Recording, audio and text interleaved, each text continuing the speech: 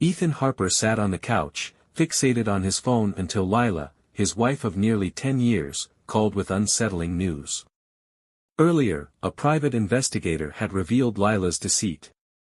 She and her lover were en route to San Diego, contrary to her claims. Ethan pondered his naivety, having devoted a decade to their relationship now shattered by her lies. Taking a gulp of coffee, he reclined, reflecting on their history. They met in college 13 years prior, both pursuing business degrees.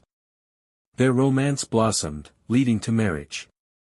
Post-graduation, Ethan joined his father's tire business, mastering various roles and ascending to head the accounting department. He aspired to inherit the company from his father and succeed Tom Blake, the retiring CFO. After marrying, Lila pursued a career as a realtor, excelling even during tough market times. They lived comfortably, with a nice house and new cars, seemingly secure in their marriage. Though they were childless, he saw it as a blessing. Initially, Lila mentioned fertility issues, opting for tubal ligation. Despite suggesting adoption, she declined.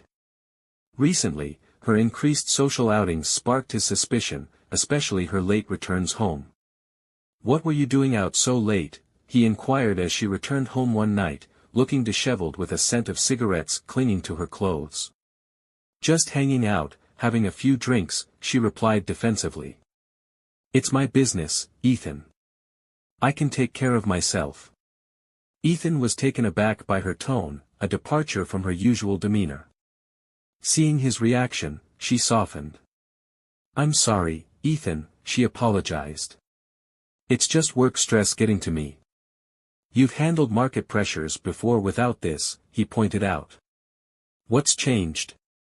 "It's tougher than ever out there," she explained. "Competition's fierce and the pressure's relentless."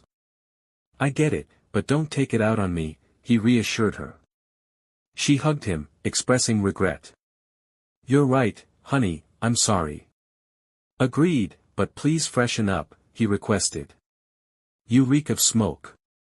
"Apologies, it was smoky at the club," she conceded, heading for a shower. He was already asleep when she joined him in bed. Over time, their closeness dwindled from several times a week to barely once a fortnight. Her interest in his life waned, and he noticed her blatant lies, like the day she claimed to be at the office when she wasn't. He refrained from confronting her, sensing her potential explosive reaction. He pondered how many more lies she might have told. Lying awake beside her, he gazed at her, his worry evident. "What's on your mind, Ethan?" she inquired. "I'm worried," he admitted. "About what?" she probed. "Us," he confessed. "It feels like we're growing apart. Do you still love me?" "Of course, sweetheart," she reassured, embracing him. "You know that, right?" "I honestly don't know," he confessed. "It's been a while since you said it, and our closeness has dwindled. You're out more than you're home." "I'm sorry," she apologized. "Work's been overwhelming. I do love you. Please trust me." "Can you show me more?" he requested. "Of course, baby," she affirmed, kissing him.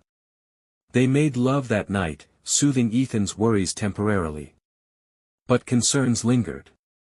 A month passed, and the cycle repeated. Ethan began to suspect something deeper. One day, his friend Dan asked to meet urgently. "Sure, let's grab a beer," Ethan agreed. "I can't explain over the phone," Dan insisted. They met at the bar, and Dan dropped a bombshell. "I saw your wife today," Dan disclosed. "Yeah, she's in real estate, showing houses," Ethan shrugged. "I'm certain," Dan affirmed, "but I never knew real estate involved such closeness." "Seriously?" Ethan exclaimed. "You must be kidding." "I wish I were," Dan sighed. "I saw Lila with another man holding hands and kissing. It wasn't innocent." "That can't be right," Ethan protested. "Are you sure it was Lila?" Dan showed him a photo, confirming his suspicions. "Damn," Ethan muttered, asking for a copy of the picture. Sure thing, Dan agreed, sending it over. What's your plan? I'm at a loss, Ethan admitted. This blindsided me. My friend's a PI, Dan offered. Want me to connect you? Please do, Ethan requested. I need answers. After parting ways, Ethan found Lila at home. You're back early, he remarked, surprised. Just in time, she smiled. Where were you? Having a drink with Dan, he explained. Everything okay with your friend? Not really, Ethan shared. His wife's been unfaithful. Oh. Lila feigned. Yeah, Ethan replied. It's a nightmare I'm glad we don't have. Lila's reaction didn't escape Ethan's notice. Ethan Harper remarked, it would crush me if you ever betrayed me, noticing Lila's slight flinch. I'd never betray you, she said quickly, wrapping her arms around him. I love you too much. Good to hear, he replied, brushing a kiss against her cheek. What brings you home early? Our company's annual convention starts this weekend, she explained. I wanted to get packed early and spend some time with you before I leave. Where's it being held? He asked. San Diego, at the Westgate Resort Hotel, she replied. We head out Friday after lunch. Another award this year? He asked, referencing her past achievements. Maybe, she said vaguely, flashing a half-smile. Ethan suggested celebrating their anniversary in San Diego, but she declined, citing work commitments. Although disappointed, he let it go, agreeing to celebrate later. The following day, Ethan reached out to Dan, seeking a PI recommendation. Before lunchtime, he met with the investigator. Good morning, Mr. Harper, the investigator greeted as Ethan entered the office cluttered with files and surveillance equipment. Nice to meet you, Ethan said, shaking his hand. Call me Jerry, the man offered. So, what's the situation? Ethan explained Lila's trip and his concerns. San Diego, huh? Jerry said thoughtfully. You think she's meeting someone there? It's a possibility, Ethan admitted reluctantly. I've got some connections in San Diego who owe me favors, Jerry said. We can keep an eye on her, maybe even set up surveillance if you can get her room number. It'll cost extra. Understood, Ethan agreed. I just need to know the truth. Jerry handed him a small digital audio recorder. Simple to use, just slip it under her car seat. It's voice activated, so all you have to do is retrieve it later. She usually parks at the airport, Ethan said. Perfect, Jerry nodded. We'll take care of it. If there's anything suspicious, we'll know. Here's my direct number for updates. Thanks, Ethan replied, taking the number. He wrote a check from his personal account, careful not to dip into their shared finances. He usually spent his savings on gifts for Lila or trips they'd planned together, but this time, it was for answers. That evening, Lila began packing for her trip. Ethan offered to help, raising an eyebrow at the amount of luggage she was taking. Curious, he peeked inside and spotted birth control pills, despite her claim years ago that she'd undergone a tubal ligation. His unease deepened when he saw skimpy club outfits and a revealing bikini he didn't recognize.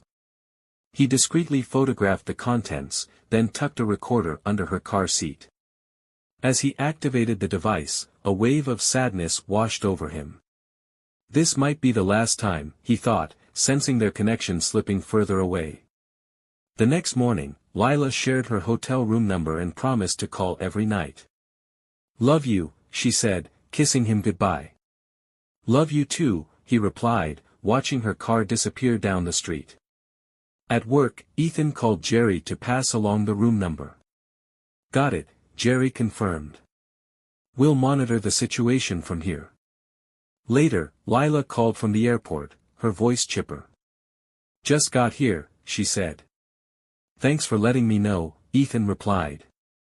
I'll check in and call you tonight, she promised. Love you. Love you too, he said, masking his growing doubts. When Ethan's father approached him at work, noticing his distracted demeanor, Ethan decided to confide in him. "That's tough, son," his father said sympathetically. "I never would have suspected her." "Neither did I," Ethan admitted. "If you need support, we're here for you," his father offered. "Thanks, Dad," Ethan replied, appreciating the gesture. After leaving work early, Ethan retrieved the audio recorder from Lila's car in the airport parking lot. Although the car was spotless as usual, his doubts remained. Later that night, he listened to the device, hoping to find nothing out of the ordinary. At first, there was only road noise and music from her radio. Then a conversation came through, connecting via her Bluetooth system. "Hey, baby," a man's voice greeted. "Hi, handsome," Lila responded, her tone unmistakably flirtatious. "Handsome? Really?" Ethan thought bitterly.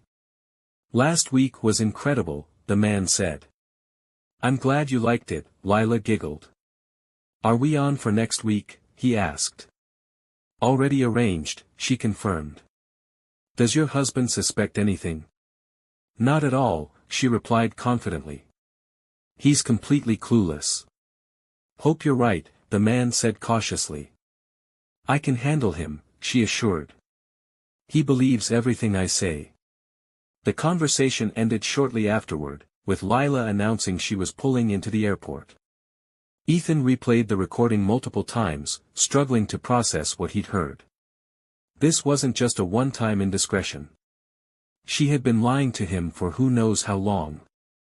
Frustrated, Ethan grabbed a beer and sat at his desk, thinking back over their relationship. Had he ignored the signs? How much had she hidden from him? He decided he couldn't leave any stone unturned. Knowing where Lila kept the spare key to her office, he retrieved it from their jewelry box and headed to the spare bedroom.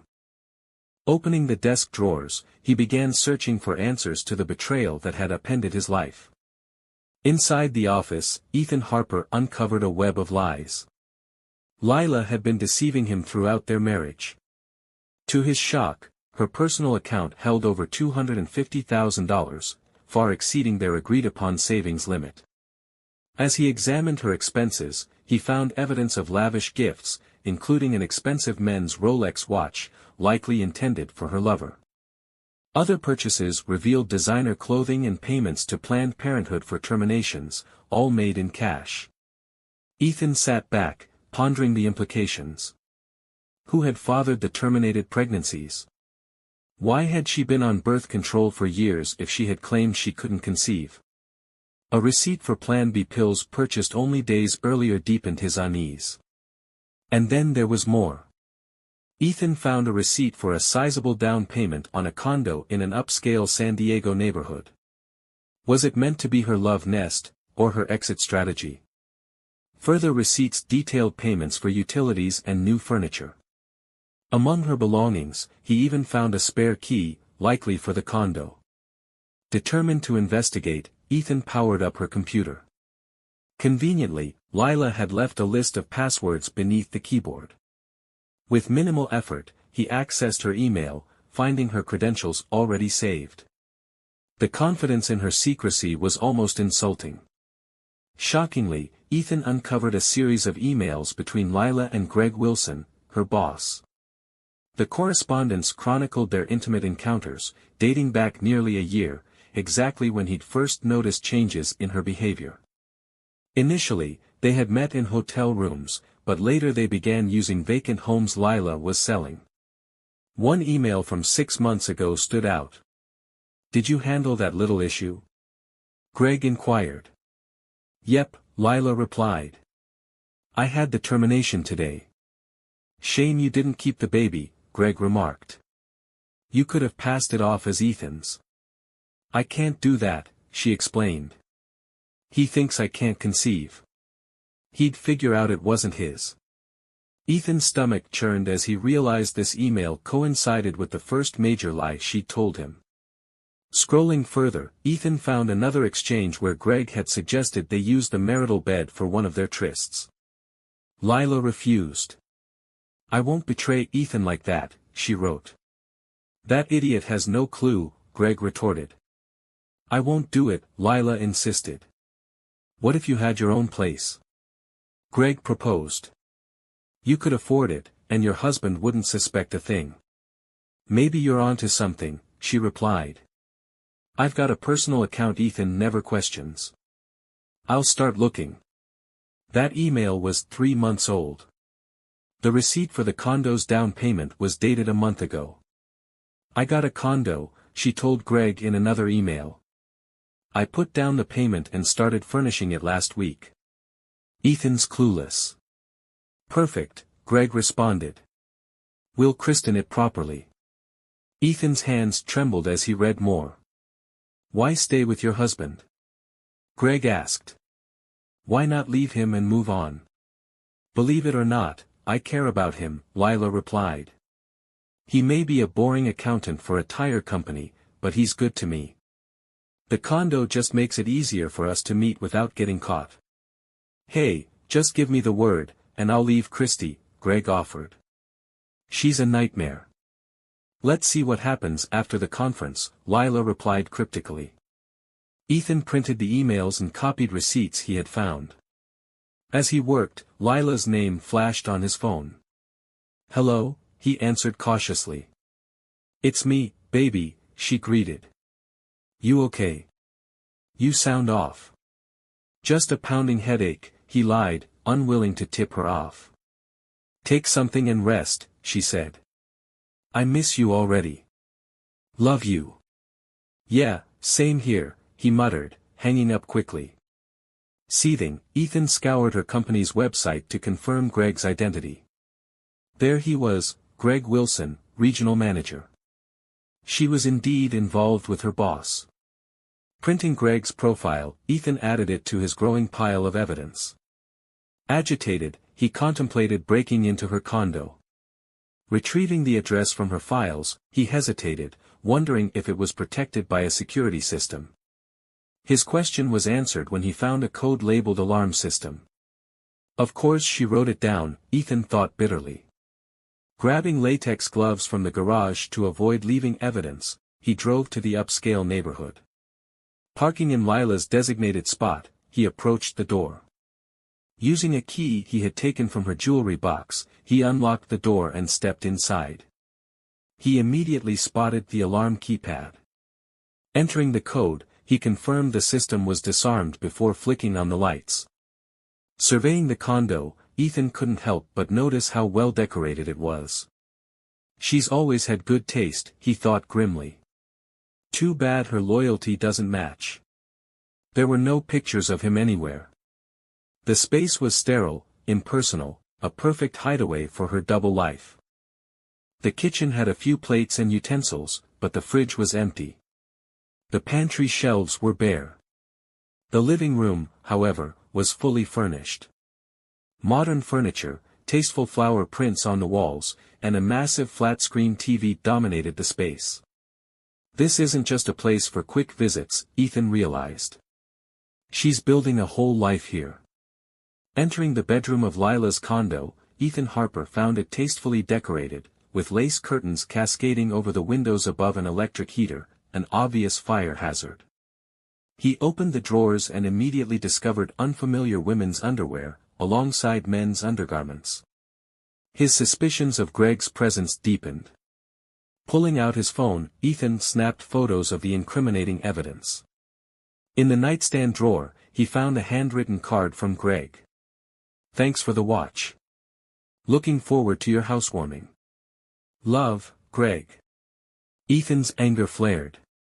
He imagined confronting Greg, but he knew better than to act impulsively. He continued his search, opening the closet to find more clothing, both male and female, filling the space. Moving to the master bathroom, Ethan noted 2 toothbrushes by the sink and neatly folded his and hers towels beside the shower. He took more photos with his phone, documenting every detail. In the second bedroom, a small desk and chair were the only furnishings. A loose network cable lay on the desk, likely for Lila's laptop. He noticed a pile of letters addressed to her from various utility companies. Ensuring her name and the condo's address were visible, he photographed these as well. Once again, lace curtains draped over the windows, hanging dangerously close to another electric heater. The absence of smoke detectors in the bedrooms caught his attention. The only one he found, mounted in the kitchen, looked old and questionable. "I doubt it even has a battery," Ethan muttered. After confirming that everything was as he had found it, Ethan switched off the lights, reactivated the security system, and locked the door behind him. Sitting in his car, he contemplated his next steps. Divorce was inevitable. There was no salvaging their marriage. Even if Lila cut ties with Greg and gave up the condo, Ethan knew he couldn't trust her again. He also realized the importance of planning. Men often fared poorly in divorce proceedings, but he hoped Lila's higher income and sole ownership of the condo would work in his favor. With no children to worry about, custody and support were non-issues. What Ethan truly wanted was justice, not revenge, but a clear acknowledgement of her betrayal. That evening, Ethan found a phone listing for Gregory Wilson and dialed the number. "Wilson residence," a woman answered. "Is this Mrs. Wilson?" Ethan asked. "Yes, it is," she replied. "Who am I speaking to?" "My name is Ethan Harper," he introduced himself. "Your husband is the regional manager for Evergreen Real Estate, correct?"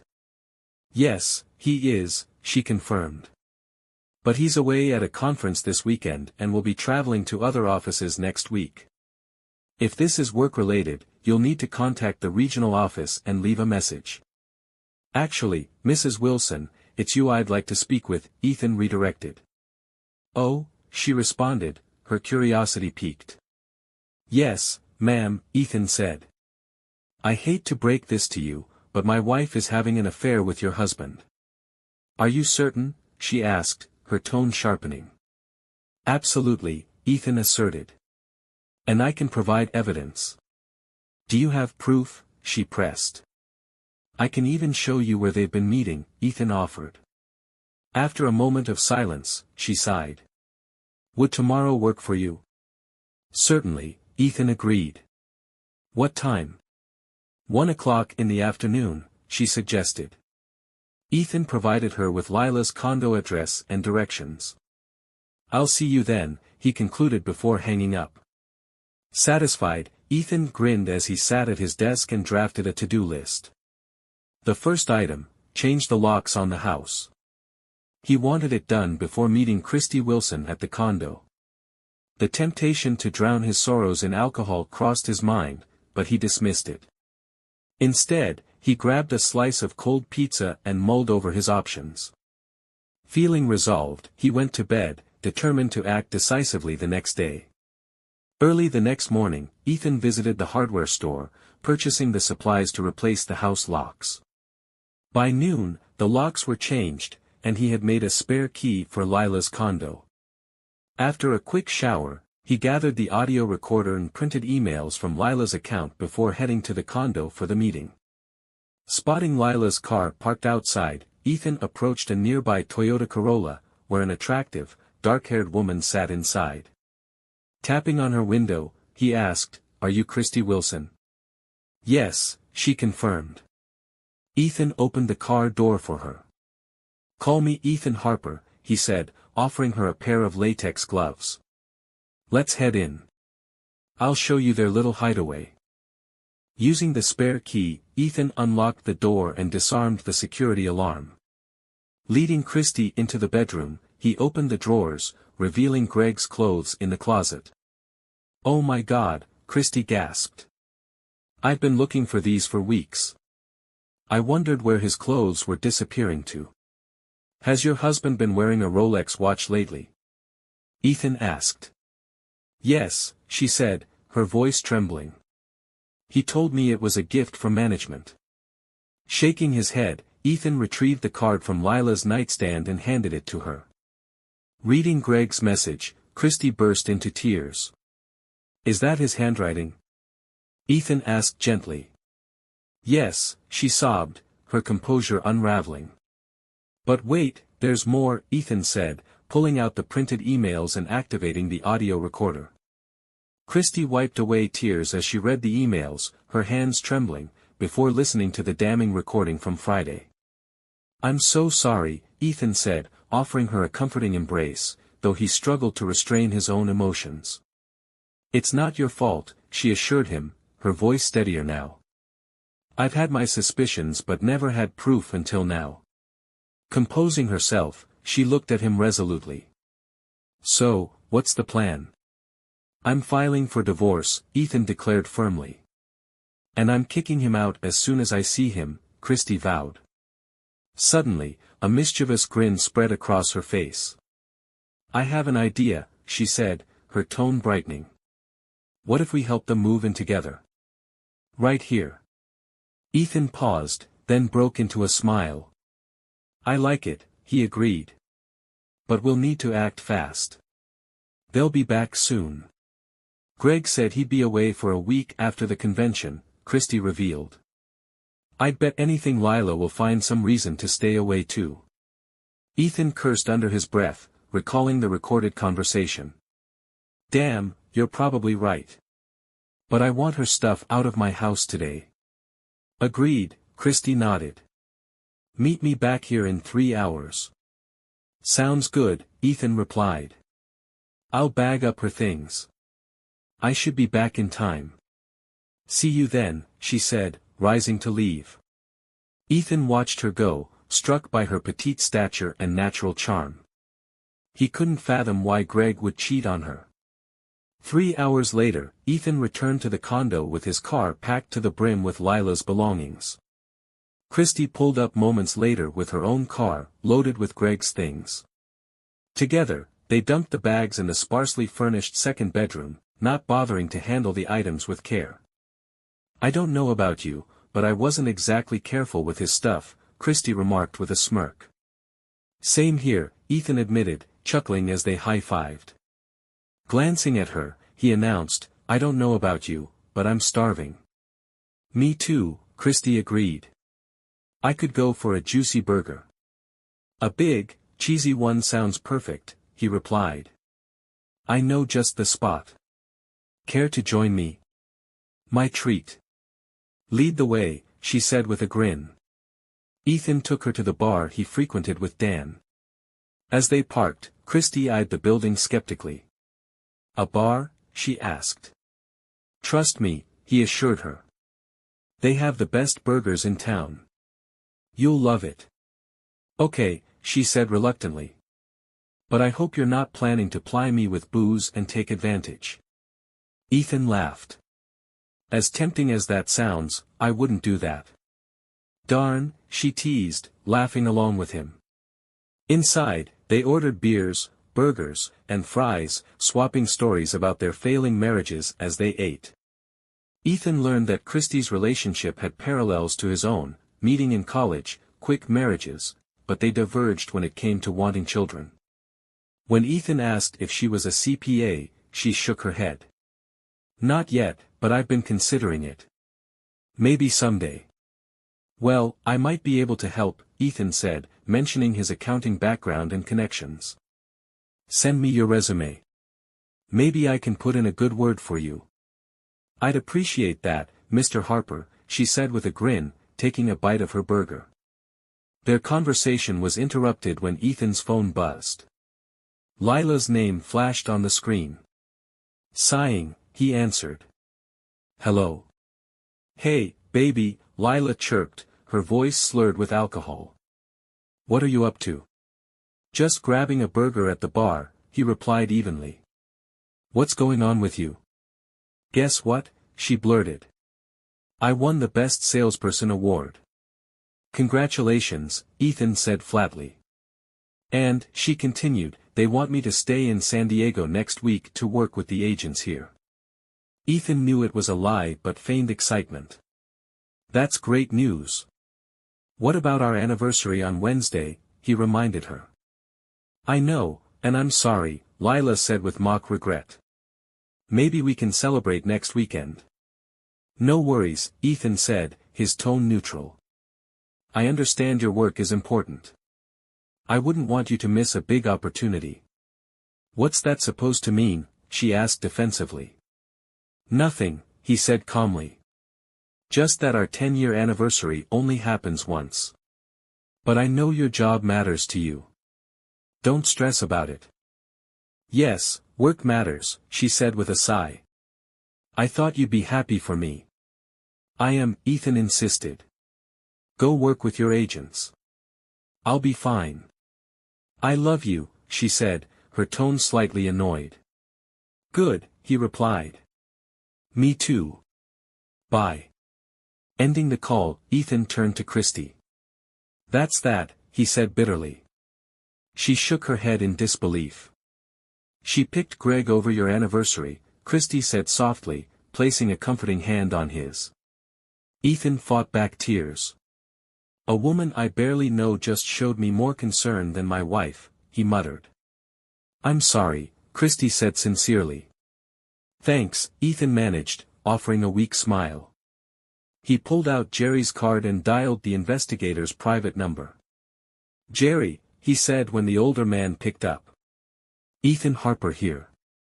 Just spoke to Lila. She claims she'll be staying in San Diego for another week. And you don't believe her? Jerry asked.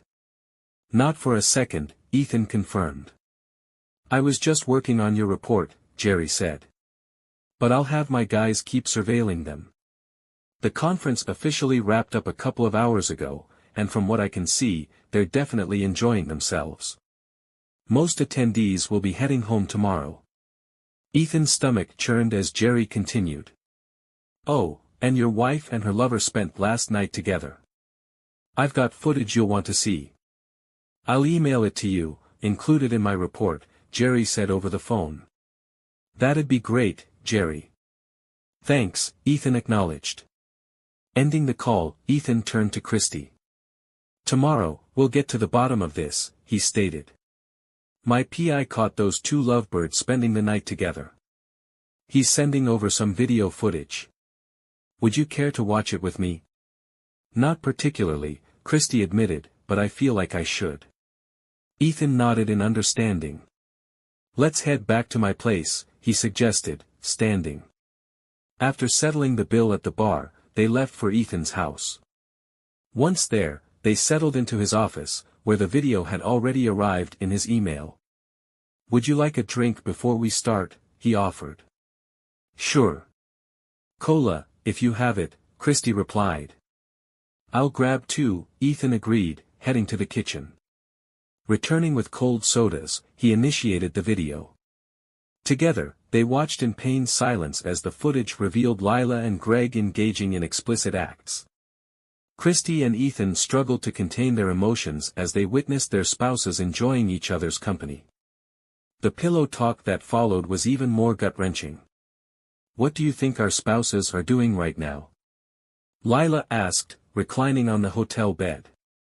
If I know Christy, Greg replied with a smirk, she's probably glued to one of her dull movies or nose-deep in some silly romance novel. Yeah, I get it, Lila said with a chuckle. Jason's probably buried in one of his tedious spreadsheets or poring over stock reports. Greg laughed. Does he think he's out here saving the world or something? I mean, come on, his dad's company sells tires, for crying out loud. What's the big deal? Lila smirked. So, have you decided what you're going to tell that idiot after tomorrow's awards banquet? Yep, she confirmed. I'll just say I've been asked to stick around San Diego for a week to train the local agents. He'll buy it. Hell, he'd believe anything I tell him. I could say the moon's made of green cheese, and he'd nod along. Greg laughed. And by the time he catches on, we'll be lounging on a beach in Hawaii. I can't wait to see you flaunting that sling bikini you bought, Greg added. Christy erupted. Hawaii, she exclaimed. That idiot's whisking some floozy off to Hawaii. She turned to Ethan. Sorry for calling your wife a floozy. No need to apologize, Ethan replied. I'd say the same thing. They refocused on the video. So, what about your anniversary? Greg asked. Hawaii sounds a lot more enticing than a night at a steakhouse, Lila said casually. I'll just pledge to make it up to him. Maybe I will. Maybe I won't. Greg shook his head with an amused grin. You're ice cold, you know that. She shrugged. It's only our 10th anniversary. There'll be more. Who cares? Right now, I need you. With those words, they resumed their activities, and Ethan quickly paused the video. I've seen enough, he declared. Have you? Christy nodded, tears streaming down her face. More than enough, she whispered. I'm scheduling a meeting with a divorce attorney on Monday, Ethan disclosed. Would you like to come with me? Would you mind? She asked softly. Not at all, he reassured her. Christy burst into tears, sobbing openly. Ethan wrapped an arm around her, offering her his shoulder. Though he felt like breaking down himself, he held back, focusing on comforting her. Would it bother you if I spent the night here? She asked hesitantly. No hanky-panky, I just need to feel safe and maybe cuddle. Of course, Ethan said warmly. You're welcome to stay as long as you like. Thank you, Christy murmured. I can't believe I wasted all those years on that idiot. All this time, I've been falling for his lies. I totally get it, Ethan replied empathetically. He led her upstairs to the master bedroom and found an old t-shirt that looked long enough for her to sleep in. Taking it, Christy retreated to the bathroom to change. While she was gone, Ethan changed into his pajamas and waited. When she emerged, the t-shirt hung just above her knees, and Ethan couldn't help but notice her slender legs. What's wrong? Christy asked, noticing his stare. Never seen a woman's legs before. None as lovely as yours, Ethan complimented. Sweet talk will get you everywhere, sir, she teased, climbing into bed beside him. Ethan wrapped an arm around her, pulling her close and savoring the faint scent of her shampoo. Christy placed a hand on his chest and snuggled against him. Did you know you're the only woman I've shared a bed with besides my wife for over 10 years, he confessed. And you're the only man I've been with besides my husband, Christy revealed. They gazed into each other's eyes for what felt like an eternity before drifting off to sleep in each other's arms. The next morning, Ethan woke to find Christy still nestled against him. Good morning, sleepyhead, she greeted warmly. You don't need to rush out on my account. Good morning, beautiful, he replied, rising. I'll be quick. He made his way to the bathroom, though it proved challenging to relieve himself, given his state of arousal. When Ethan returned to the kitchen, he found Christy tidying up and preparing scrambled eggs and bacon. The aroma filled the air, and for a moment, Ethan was transported back to a time when Lila used to cook breakfast for them. Glancing at the clock, he saw it was 8:30 a.m. His gaze returned to Christy, noticing how comfortable she seemed in his old t-shirt, effortlessly commanding the kitchen. Wow, that smells amazing, he remarked. I hope you don't mind me taking over your kitchen, she said, flashing a small smile. Not at all, Ethan assured her. I can't even remember the last time someone made me breakfast. Lila never cooked for you? Christy asked, raising an eyebrow. She used to, he admitted. But it's been a while. She said it took too much time, and she needed to prepare for her clients.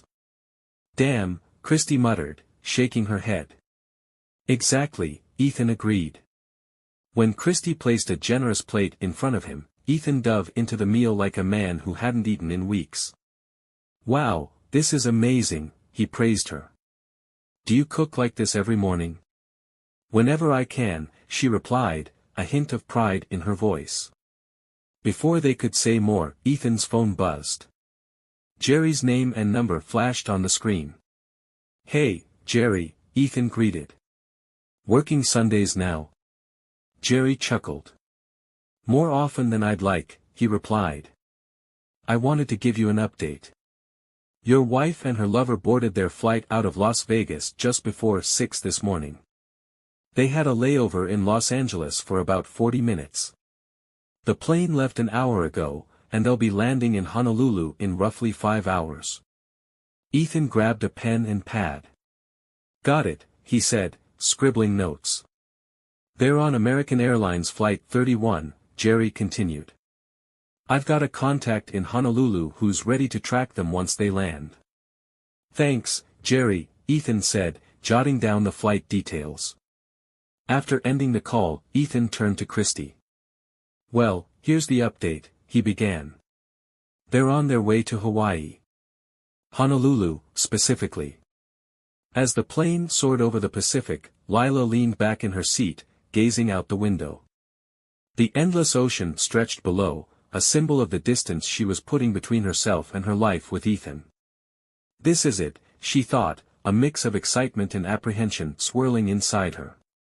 She glanced at Greg, already asleep in the seat beside her. Closing her eyes, she reflected on the past decade. Brief pangs of guilt flitted through her mind, but she quickly pushed them aside. She told herself she hadn't done anything wrong, not really. She had merely made choices to suit her needs. This will all work out, she reassured herself. Ethan never has to know. She envisioned her marriage continuing. Maybe one day, they'd grow old together, retiring peacefully. Ethan had always been predictable, and that predictability gave her confidence that she could manage her double life. Her first deception had been about children. Lila had never wanted to be a mother, though she knew Ethan dreamed of having a family. Early in their marriage, she fabricated a story about being unable to conceive due to medical issues, even claiming she had undergone a tubal ligation. Ethan, though disappointed, accepted it. What she hadn't told him was that the procedure never happened. Instead, she relied on birth control pills and the rhythm method to avoid pregnancy. Most of the time, it worked, but there were 2 exceptions. The first pregnancy was with Ethan. Fearing it would expose her lies about infertility, she quietly terminated the pregnancy, paying for the procedure with money from her personal account. Ethan never suspected a thing. The second pregnancy was 6 months ago, this time with Greg. She told Greg about it, and he supported her decision to terminate. Again, she paid for it herself, ensuring Ethan remained in the dark. For the first 7 years of her marriage, Lila had been faithful. But her resolve wavered when she met a wealthy, charming client. One impulsive encounter in a house she was showing led to a brief affair. The client bought the house, and Lila rationalized the affair as a one-time thing. But it wasn't. Over the next year and a half, she engaged in several more flings, each fleeting and discreet.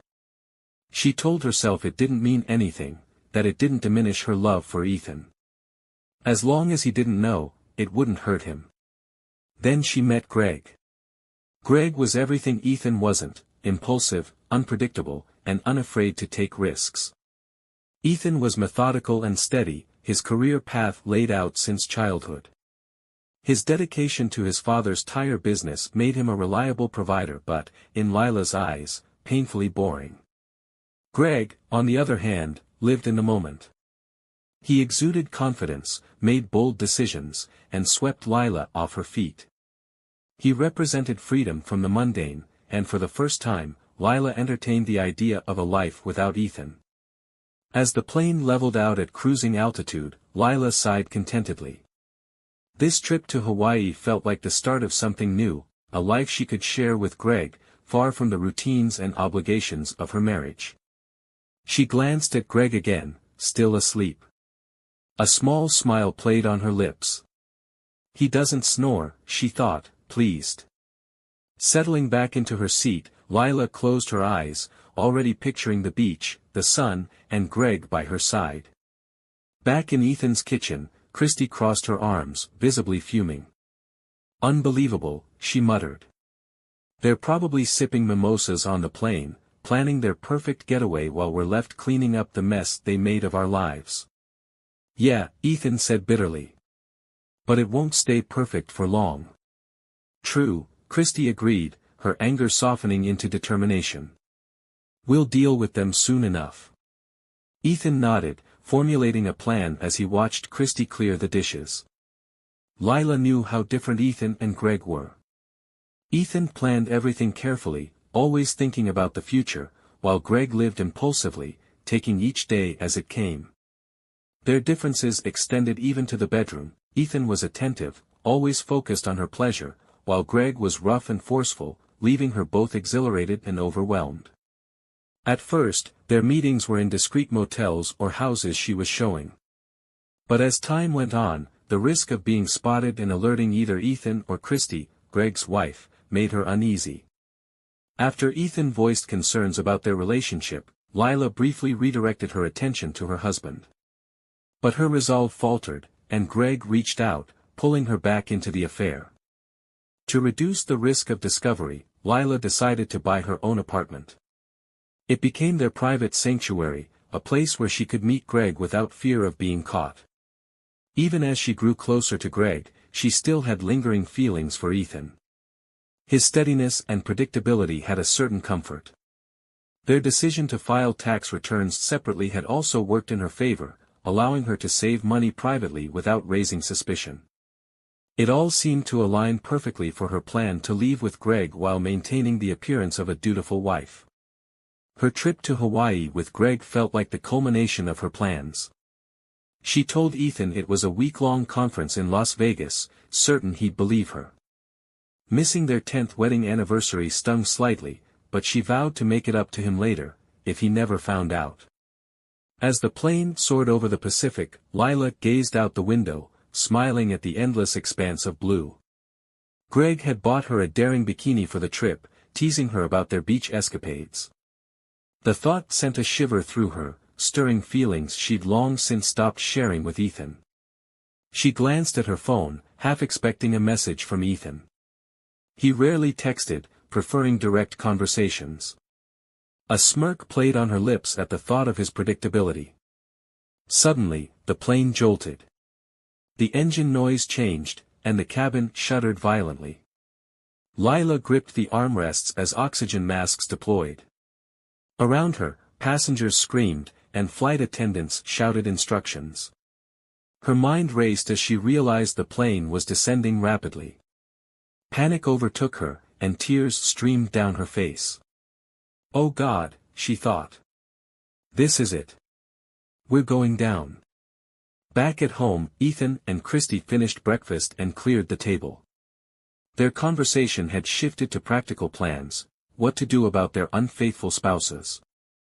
Just as Ethan returned to the table with a fresh cup of coffee, his phone buzzed. Seeing Lila's name, he frowned and answered, putting the call on speaker. "Jace." Lila's voice screamed, barely audible over the chaos in the background. "Lila? What's going on?"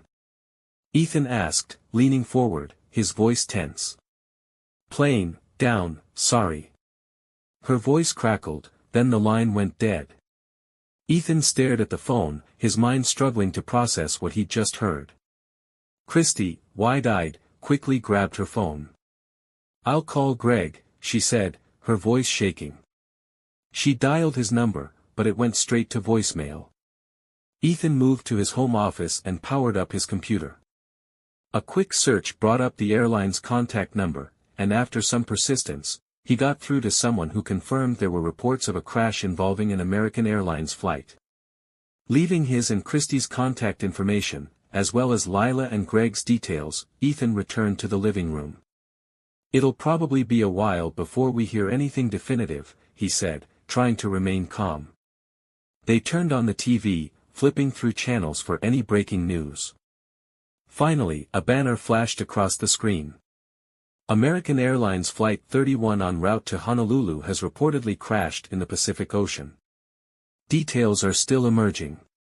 "Oh my God," Christy gasped, her hand flying to her mouth. Ethan pulled her into a comforting embrace, though his own thoughts were in turmoil. Despite Lila's betrayal, the idea of losing her was devastating. An hour later, the phone rang. Ethan muted the TV and answered. "Mr. Harper," a woman's voice inquired. "Speaking," he confirmed. "I'm calling to inform you that your wife's flight has crashed." We don't have additional details at this time, but we'll contact you with updates as soon as possible, she said. Thank you, Ethan replied, his voice steady despite the weight of the news. Ending the call, he turned to Christy, who looked at him with tear-filled eyes. That was the airline, he said quietly. They confirmed the crash, but no other details yet. Christy reached for his hand, squeezing it tightly. What do we do now? Ethan stared blankly at the muted TV. We wait, he said softly, his heart heavy with unanswered questions. Thank you, Ethan responded, ending the call. He and Christy sat in silence, tears welling in their eyes as they processed the grim news. Moments later, Christy's phone rang, delivering the same confirmation about Greg. Not long after, Ethan's phone buzzed again. It was his father. His parents often called when newsworthy events occurred, especially tragedies. Hey, Ethan, his father greeted. Hi, Dad. How are you? Ethan replied, trying to sound composed. Just got back from church, his father said. Did you see the news about the plane crash? Yes, I did, Ethan confirmed. It's awful, his father lamented. By the way, how's Lila? Wasn't she flying back from Vegas? Ethan hesitated, his voice heavy with emotion. She's not doing well, Dad. She was on that plane that crashed. What? His father gasped. What was she doing going to Hawaii without you? She was with her boyfriend, Ethan said bluntly. There was a long pause before his father spoke again. Oh my God. I'm so sorry to hear that, son. Thanks, Dad, Ethan said quietly. Take some time off to sort everything out, his father offered. Let Mike know if there's anything we can do. Just call, okay? I will, Ethan promised, ending the call. As he set the phone down, his mind swirled with conflicting emotions. The thought of Lila's likely death brought a profound sadness, but anger simmered beneath the surface. Anger at her betrayal, at Greg, and even at himself for not confronting her sooner. Still, there was an odd sense of relief that the divorce wouldn't be necessary. But practical concerns crept in, her final expenses, the apartment she'd purchased. Damn, Ethan muttered under his breath, rubbing his temples. He glanced over at Christy, who sat quietly, her own thoughts seemingly consuming her. Christy, Ethan began cautiously. Why not sell your apartment and move in here with me? She looked up at him, her eyes glistening. Are you serious? Absolutely, Ethan affirmed. There's a spare room upstairs. We could support each other through all of this.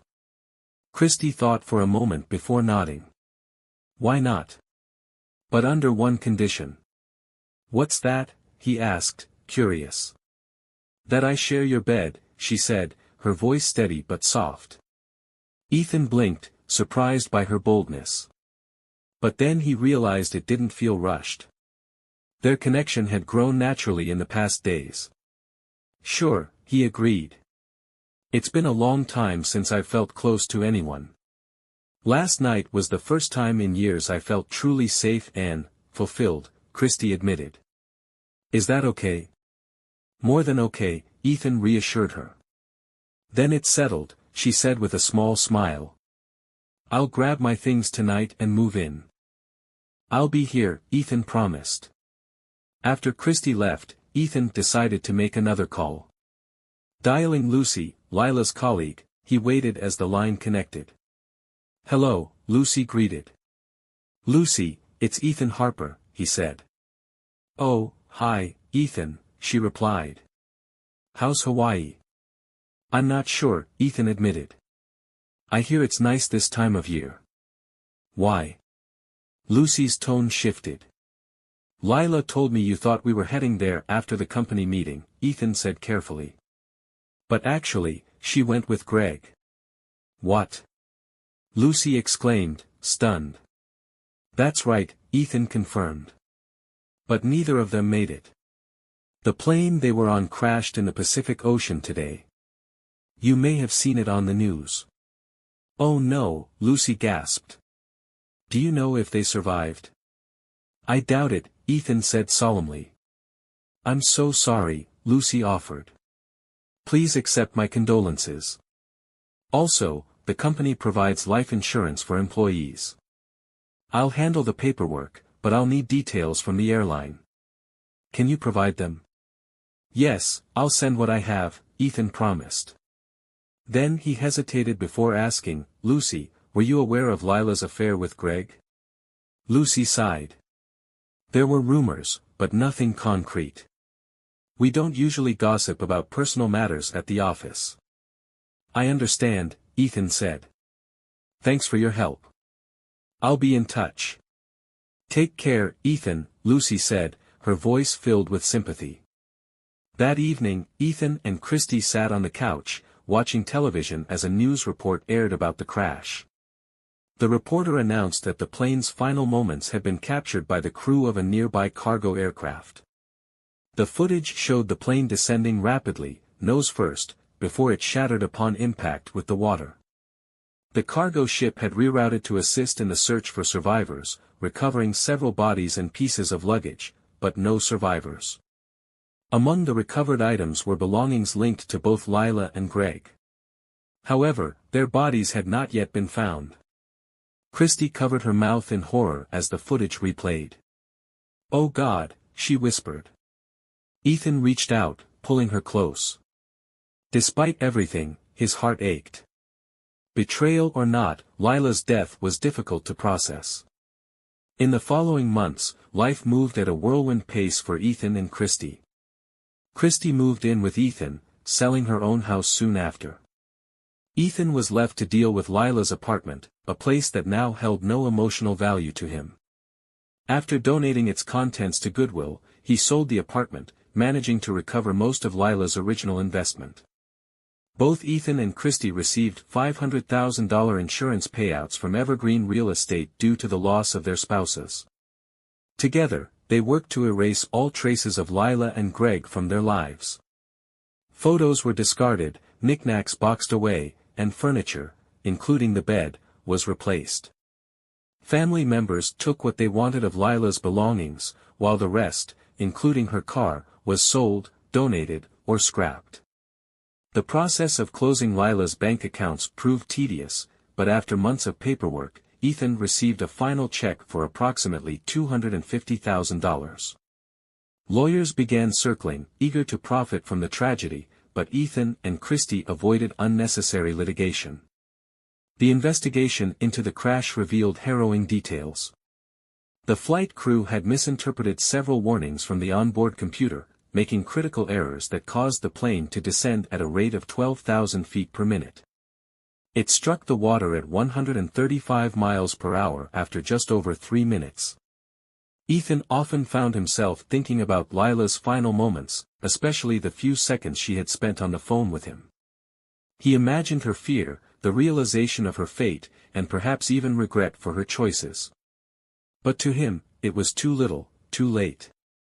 The airline eventually reached a settlement with the affected families, compensating each passenger with just over $175,000. Combined with their insurance payouts, Ethan and Christy amassed over $1.6 million. Even after taxes, they were left with a substantial sum. With no remains of Lila or Greg recovered, funerals were unnecessary. Instead, Ethan and Christy arranged small memorial services, primarily for their families. They didn't cry for their late spouses, but they recognized the importance of closure for others. 3 months later, Christy decided to leave her job and move in permanently with Ethan. By then, their love had grown deep and undeniable. One evening, as they enjoyed dinner at a local Texas roadhouse, Ethan got down on one knee, holding out a small velvet box. "Christy," he began, his voice steady but filled with emotion, "will you marry me?" She beamed, tears glistening in her eyes as she exclaimed, "Yes." Applause erupted from the nearby tables as Ethan slid the ring onto her finger. "It's high time you made an honest woman out of me," she teased, leaning in close. "Why?" Ethan asked, a playful smile on his lips. Because, she said softly, her eyes locking with his, you're going to be a father. Ethan froze, his expression quickly shifting to one of pure joy. Overwhelmed, he pulled Christy into his arms, kissing her repeatedly as nearby diners cheered. I love you more than anything, he whispered. And I love you even more, she replied with a radiant smile. Just one request, she added, her tone light but sincere. What is it? Ethan asked. Please don't ask me to fly anywhere, she said with a laugh. Ethan laughed too, embracing her tightly. Don't worry, my dear. I'll keep you safe, always.